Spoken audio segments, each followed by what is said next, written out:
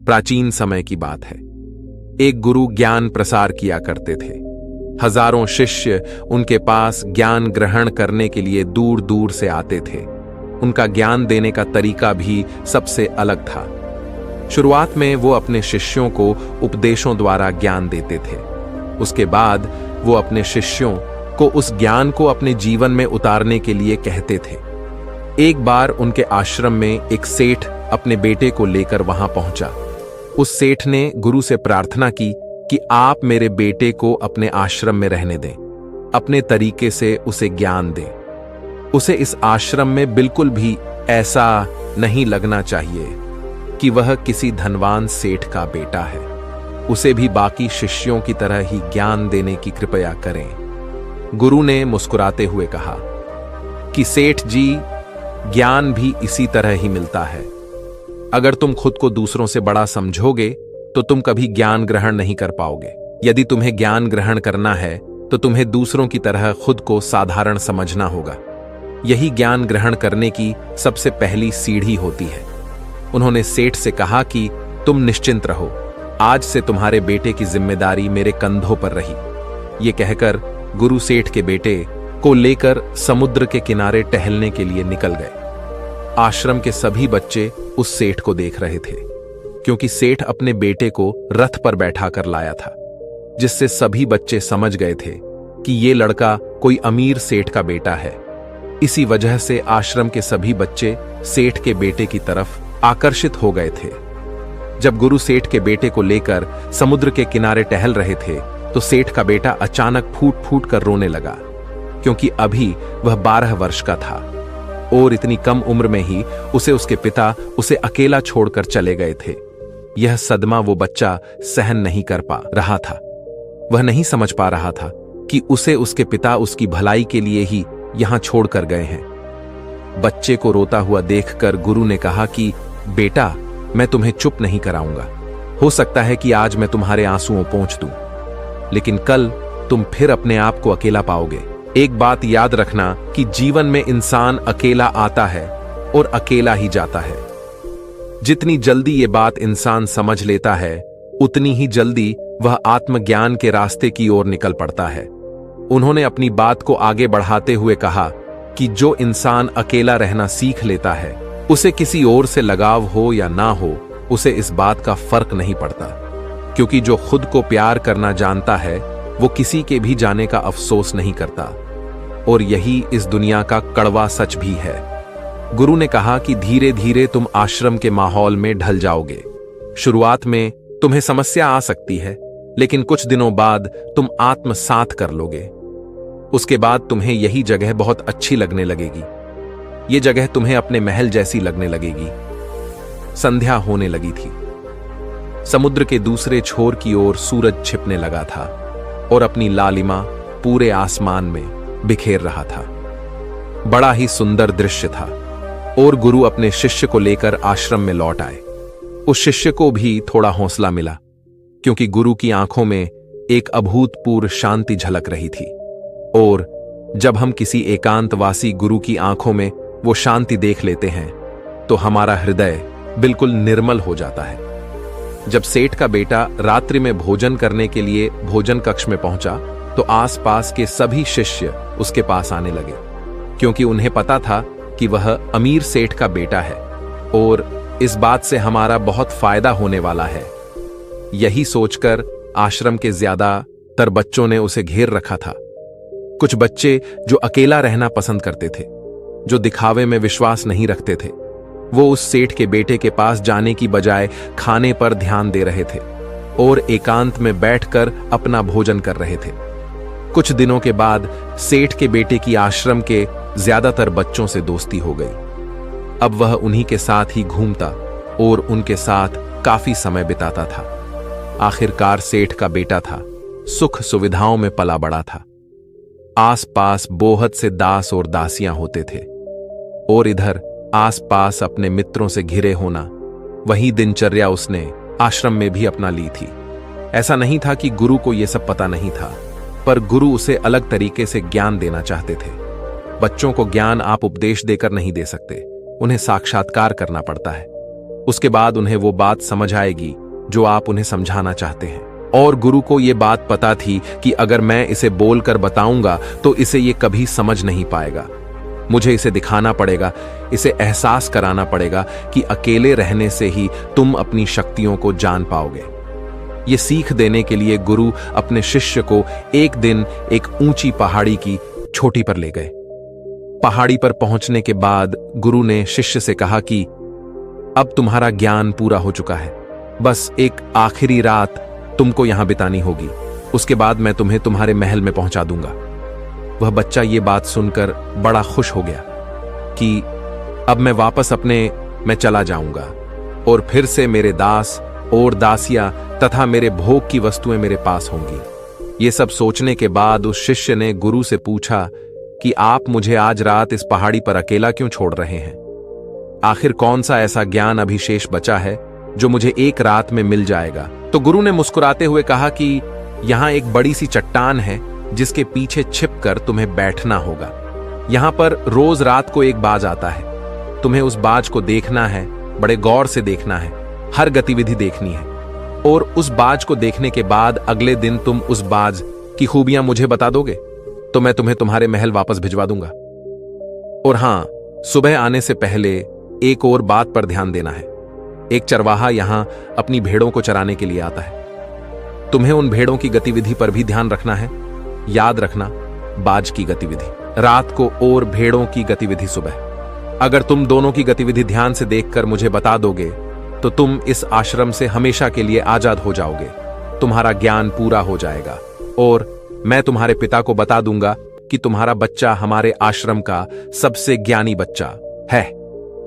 ये बात कहकर गुरु अपने आश्रम में लौट आए और वह बच्चा उस चट्टान के पीछे बैठकर उस बाज का इंतजार करने लगा। काफी वक्त बीत जाने के बाद एक बाज अपने बच्चों के साथ वहां पहुंचा। सेठ के बेटे ने रात भर उस बाज की गतिविधि बड़े ध्यान से देखी और सुबह होने के बाद जब चरवाहा अपनी भेड़ों को लेकर वहां पहुंचा तो लड़के ने एक अजीब सा दृश्य देखा। उसने देखा कि बाज भेड़ों के एक मेमने को अपने पंजों में दबाकर उड़ गया।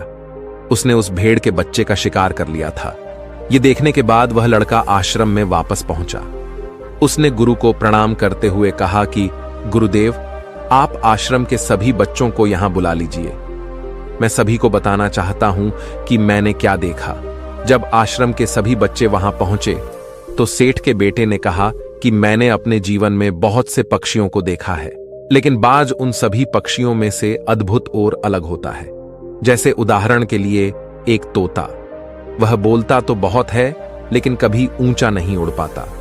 और एक बाज जो हमेशा शांत अवस्था में रहता है, वह आसमान की ऊंचाई में भी उड़ सकता है। उसमें आकाश की ऊंचाई को छू लेने का समर्थ होता है। जब भी बाज अपने शिकार को निश्चित कर लेता है तो वो उस शिकार पर अपनी नजरें गड़ाए रहता है, चाहे वो कितनी भी ऊंचाई पर हो, चाहे कितना भी तूफान आ जाए, लेकिन उसकी नजर हमेशा अपने लक्ष्य पर स्थिर रहती है। और आज सुबह जिस बाज को मैंने देखा, उसने हर भेड़ को अपना शिकार नहीं बनाया, बल्कि उसने उस भेड़ों के झुंड में से किसी एक को अपना शिकार बनाया। और इस बात से मुझे ये सीख मिली कि उस बाज की तरह हमें भी अपनी नजर अपने लक्ष्य पर स्थिर रखनी चाहिए, चाहे कितनी भी अड़चन क्यों ना आए। हमें अपना लक्ष्य स्पष्ट दिखना चाहिए। अलग अलग लक्ष्यों पर अपनी ऊर्जा बर्बाद करने की बजाय हमें किसी एक लक्ष्य पर पूरी एकाग्रता के साथ ध्यान देना चाहिए। तीसरी बात यह है कि जो मैंने उससे सीखी और हम सभी को सीखनी चाहिए कि बाज कभी भी किसी दूसरे पक्षी के साथ नहीं उड़ता, वह हमेशा आकाश में अकेला उड़ता है। इससे हमें यह सीखना चाहिए कि हमें कभी भी छोटी सोच वाले इंसान के साथ नहीं रहना चाहिए, क्योंकि हम भी वैसे ही बन जाते हैं, क्योंकि संगत में ही रंगत होती है। इसलिए या तो बड़ी सोच वालों के साथ रहो या तो फिर अकेले रहो, क्योंकि जब हम अकेले रहते हैं तो तभी हम खुद की कमजोरी और खुद की ताकत को पहचान सकते हैं और अपनी कमजोरी को जानकर उसे दूर कर सकते हैं और अपनी ताकत को जानकर उसे सही जगह इस्तेमाल कर सकते हैं। लेकिन यह सब तभी संभव होगा जब हम अकेले रहना सीखेंगे। चौथी सीख की एक बाज हमेशा अपनी सीमाओं से ऊपर उठकर उड़ता है। जब तूफान आता है तो हर पक्षी अपने घोंसले की ओर भागता है और खुद को छुपाने की जगह ढूंढता है। लेकिन बाज ऐसा कुछ भी नहीं करता। वो खुद की सीमाओं को तोड़कर बादलों से ऊपर उड़ने का प्रयास करता है। तेज हवाएं उसे थपेड़े मारती हैं और उसके पंख भारी हो जाते हैं।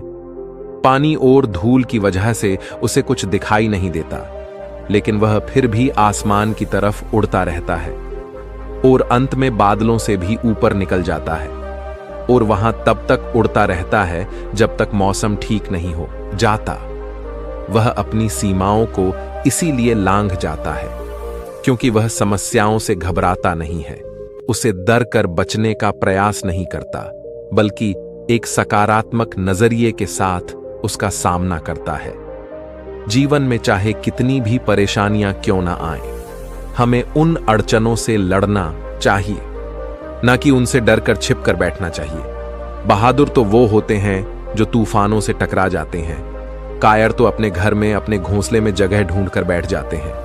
और पांचवी बात जो कि बाज से हमें सीखनी चाहिए कि बाज कभी भी अपने घोंसले में घास के कोमल तिनके नहीं रखता। जो कोमल होते रहते हैं वह उन्हें निकाल कर फेंकता रहता है। इस तरह चाहे कितनी भी आरामदायक जिंदगी आपको मिली हो, लेकिन उस आराम से ऊपर उठकर अपने आलस्य को तोड़कर जीवन में मेहनत करते रहना चाहिए, अपना पसीना बहाना चाहिए। आप भी इसी तरह अपने घोंसले से कोमल तिनके निकलकर फेंक दो और अपने आलस्य को तोड़कर फेंक दो। हर दिन अपने आप को चुनौतियां दो, हर दिन मुश्किलों से लड़ो, वही मुश्किलें तुम्हें मजबूत बनाएंगी। जंगल के राजा शेर को भी झुंड बना शिकार करते देखा जा सकता है, लेकिन बाज हमेशा अकेला शिकार करता है, क्योंकि वह जानता है कि भीड़ हौसला तो देती है मगर छीन लेती है। आदमी को हमेशा अकेले ही आगे बढ़ना होता है। यही कारण होता है कि वो जल, थल और नभ हर जगह पर अपने शिकार का परचम लहरा सकता है। बाज की उम्र लगभग 70 साल होती है, लेकिन 40 साल की उम्र में ही उसका शरीर बूढ़ा होने लगता है। नाखून उसके पैरों में डसने लगते हैं, पंख उसके शरीर में चिपक जाते हैं, उसकी चोंच मुड़ जाती है, उसका शरीर बाहरी सा हो जाता है। ऐसी स्थिति में शिकार करना तो क्या उड़ने की हालत भी नहीं रहती। और उसके ऐसे हालात में उसके पास दो विकल्प होते हैं। पहला ये कि वो खुद की इस अवस्था को स्वीकार कर ले और भूखा प्यासा मर जाए या किसी दूसरे जानवर का शिकार बन जाए, और दूसरा विकल्प ये होता है कि वो 6 महीने एक बहुत ही दर्दनाक दौर से गुजरे और खुद को पहले जैसा मजबूत बना ले। लेकिन बाज तो बाज है, वो दूसरा विकल्प चुनता है। इसके लिए वो खुद को एक बहुत ही ऊंचे पहाड़ पर ले जाता है, जहां वो पहले अपनी चोंच से अपने सारे पंख खींचकर उखाड़ देता है और चट्टान पर चोंच मार मार कर अपनी चोंच को भी तोड़ देता है, और इस लहूलुहान अवस्था में खुद को दूसरे जानवरों से छुपाता फिरता है। अगले 6 महीने तक वह इसी दर्दनाक अवस्था से गुजरता है और इंतजार करता है नई चोंच, नए पंख और नए पंजों का। फिर वह अपनी एक नई जिंदगी शुरू करता है और निकल पड़ता है अपने शिकार की, और फिर अगले 30 सालों तक राज करता है। इसलिए समय आने पर हमें भी अपनी पुरानी आदतों को छोड़ना पड़ता है और कुछ नया सीखना पड़ता है। समय के साथ बदलना पड़ता है, अपने आप को तैयार करना पड़ता है, वरना हमारा भी शिकार हो सकता है, हम भी पीछे छूट सकते हैं। इसके बाद सेठ के बेटे ने भेड़ों की विशेषताएं बताते हुए कहा कि भेड़ हमेशा झुंड में चलती है, उन्हें झुंड में एक साथ चलने से हिम्मत मिलती है, लेकिन जैसे ही उन पर शिकार होता है वैसे ही वो भीड़ तीतर भीतर हो जाती है, और डर की वजह से उस भीड़ में से कोई भी भेड़ एक दूसरे की मदद करने के लिए वापस नहीं आती। इससे हमें ये सीख मिलती है कि हमारे साथ चाहे कितने भी लोग खड़े हों, किसी पर भी यकीन नहीं करना। यकीन करना तो खुद पर करना, क्योंकि बुरा समय आने पर वो भीड़ कब तीतर भीतर हो जाएगी आपको पता भी नहीं चलेगा। गुरु से प्रणाम करते हुए सेठ के बेटे ने उनसे कहा कि गुरुदेव, अगर कोई सीख अभी भी शेष है जिसे मैं सीखने से चूक गया हूं, तो कृपया मुझे मार्गदर्शन दीजिए और ज्ञान को प्रसार कीजिए। गुरु ने सभी बच्चों को संबोधित करते हुए कहा कि ये सभी बातें जो इस बच्चे ने अभी बताई है सब सत्य है। लेकिन ये सारी खूबियां आप में तभी पैदा हो पाएगी जब आप अकेले रहने का प्रयास करेंगे। आपके देखा होगा कि बाज कभी भी किसी दूसरे पक्षी के साथ नहीं रहता, ना ही किसी के साथ अपनी जोड़ी बनाता है। वह आसमान में अकेला उड़ता है और अकेला रहने की वजह से और अकेला उड़ने की वजह से वह अपनी ताकत और कमजोरी को जान पाता है। इसके बाद गुरु ने अपनी बात खत्म करते हुए कहा कि मैं आज रात इस सेठ के बेटे को इसके महल में वापस छोड़ने जा रहा हूं, क्योंकि उसकी सीख यहां पर पूरी हो गई है। और यह कहकर गुरु उस सेठ के बेटे का हाथ पकड़कर महल की ओर रवाना हो गए और बाकी के सभी शिष्य पीछे से उन्हें जाते हुए देखते रहे। मुझे उम्मीद है कि आपको यह कहानी पसंद आई होगी और काफी कुछ सीखने को मिला होगा। ऐसी कहानी सुनने के लिए मेरे चैनल को सब्सक्राइब करें। धन्यवाद।